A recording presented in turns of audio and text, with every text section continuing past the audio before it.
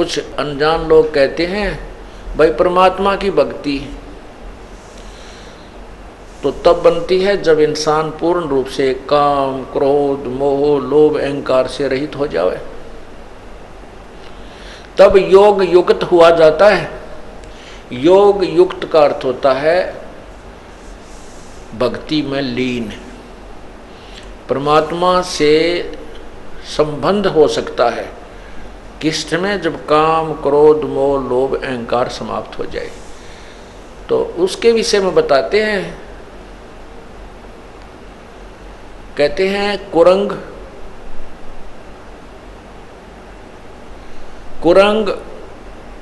पतंग मरंग और सरंगा। कुरंग, पतंग, भरंग और सरंगा, इंद्री एक ठग्यो तिस अंगा, और तुमरे संग पांचों प्रकाशा, योग युगत की झूठी आशा। क्या बताना चाहते हैं कि जो व्यक्ति हट करके अपनी इंद्रियों का दमन करने की चेष्टा करता है, कहते हैं वो व्यर्थ में अपने प्रयत्न कर रहा है।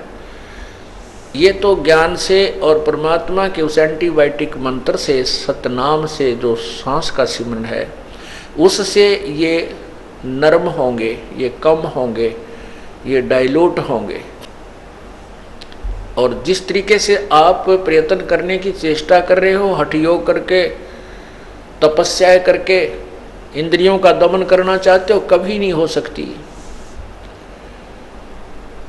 विकार मरे मत जानियो जो भूबड़ में आग।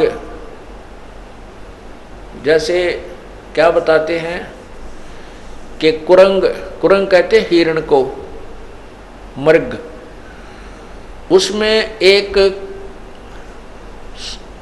कान का विषय होता है, अर्थात वो सुरीली आवाज के ऊपर आसक्त हो जाता है।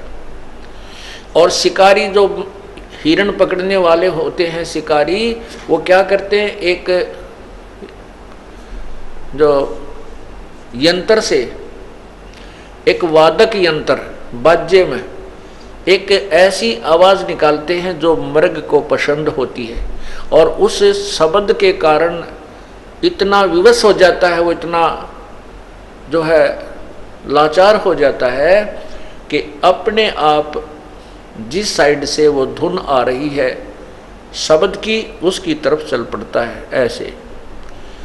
और शिकारी के पास आकर के ऐसे मुख रख देता है उस वादक मंत्र, उस वादक यंत्र के पास में, और ऐसे ऐसे बैठ जाता है, और वो शिकारी उसको पकड़ के बांध लेता है और मार के अपना आहार करता है।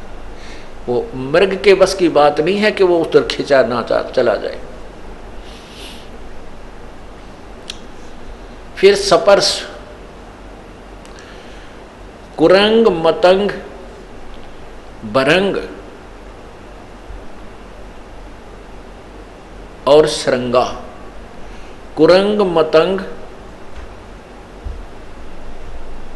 अब मतंग कहते हाथी को। हाथी के अंदर सपर्श अर्थात काम वासना, रजोगुण अत्यधिक होता है। और हाथी पकड़ने वाले क्या करते हैं, एक हथनी को ट्रेंड कर लेते हैं, और एक जंगल में एक गड्ढा, लंबा चौड़ा गड्ढा खोद देते हैं, उसके ऊपर छत देते थे पतली पतली लकड़ियों की, और उसके ऊपर घास, उसके ऊपर फूस डाल करके, मिट्टी डाल करके और घास डाल देते हैं। ऐसा कर देते हैं जैसे अलग से पहचान नजर नहीं आती कि यहाँ कोई गड्ढा है उस पर छत दी हुई। और उस ट्रेंड की हुई, उस प्रशिक्षित हथनी को हाथियों के झुंड में छोड़ दिया जाता है। वो सीधी ट्रेंड होती है, सीधी वहां पहुंच जाती है और वहां हाथियों से स्पर्श करती है, अर्थात उनके शरीर से शरीर अपना टच करती है, उनको वासना के लिए प्रेरित कर देती है। और जब हाथी उसकी तरफ चलते हैं तो वो आगे आगे भाग लेती है।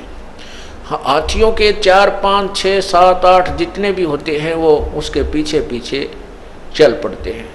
वो हथनी सीधी उस साइड में आती है जहां से वो गई थी अपने पैरों पद चिन्हों के साथ साथ, और वो सीधी आती है, हाथी उसके पीछे भाग रहे होते हैं। वो ट्रेंड होती है कि वो एक बार उस गड्ढे से थोड़ा सा उल्टा होकर के ऐसे घूमती है, फिर दूर से हट के फिर उसी साइड पर भाग लेती है।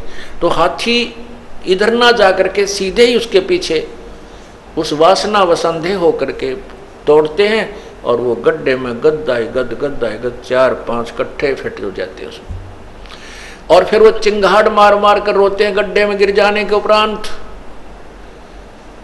और जब वो बिल्कुल चिल्ला चिल्लू के फिर वो बाकी हाथी भाग जाते हैं डर के, तो वो वहाँ चिल्ला चिल्लू के अपना नितान खूब बिल्कुल सेट हो जाते हैं। जब उनको ऊपर बैठ के वो हाथी पकड़ने वाले अंकुश ठोकते हैं बुरी तरह, उनको बिल्कुल वहीं से सेट करके जब बाहर निकालते हैं, आगे गड्ढा खोद करके बाहर निकाल लिया जाता है। और फिर क्या करते हैं, उन हाथियों को गांव गांव में शहर शहर में ले जाकर उसको एक अपना जो है ना सवारी बना लेते हैं, और उससे रोजी रोटी कमाते। सारी उम्र के लिए फंस गया, एक वासना के कारण सारी उम्र के लिए परवश हो गया। फिर बताते हैं रूप,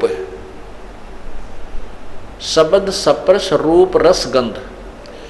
रूप जैसे पतंगे होते हैं और दीपक के जग रहा है उसके ऊपर आकर के वो इतने विवश हैं, इतने आसक्त हैं उस रूप के ऊपर, वो पतंग उस दीपक को एक अच्छी वस्तु जानकर उसके ऊपर गिर जाते हैं और गिरते ही मर जाते हैं। उस रूप के ऊपर आसक्ता उसको कितनी महंगी पड़ी, अपने जीवन से हाथ धो बैठा।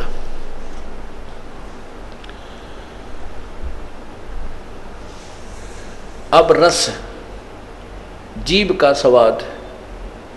मछली को पकड़ने वाले एक मांस का टुकड़ा एक तार के लोहे के हुक में डालकर कांटे में और रस्सी बांध करके जल में छोड़ देते हैं, और मछली आती है उस मांस के टुकड़े को खाने के लिए मुंह उसमें डालती है, वो झटका दे देता है, उसके वो हुक मछली के मुंह में फंस जाता है, उसको बाहर पटक देता है।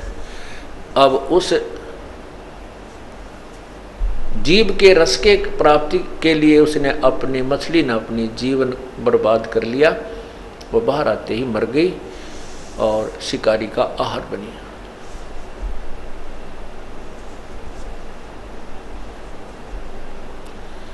अब गंध, महक, इसके लिए भंवरा विवश होता है, भंवरा, और वो फूल पर बैठ जाता है, और शाम के समय वो इतना वो आसक्त होता है कि उस पर उठा नहीं जाता उस सुगंध को छोड़कर, और वो फूल बंद हो जाता है, भंवरा वहीं पर मर जाता है रात्रि में।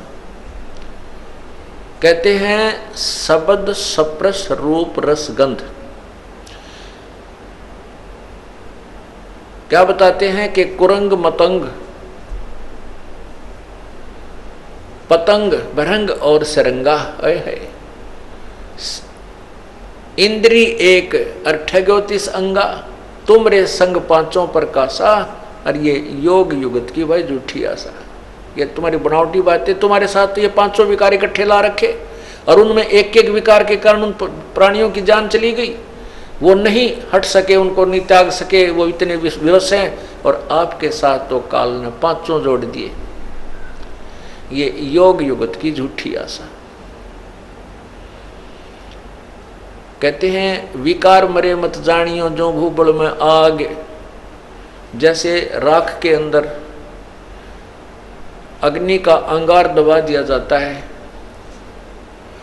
और ऊपर से वो ऐसी बन जाती है वो राख ऐस कि जैसे ये बिल्कुल गर्म नहीं है और इसमें कोई आग नहीं है, ऐसे हाथ रख कर देख ले तो भी महसूस नहीं होती, ऐसे लगते हैं जैसे ये तो बिल्कुल ठंडा हो गया।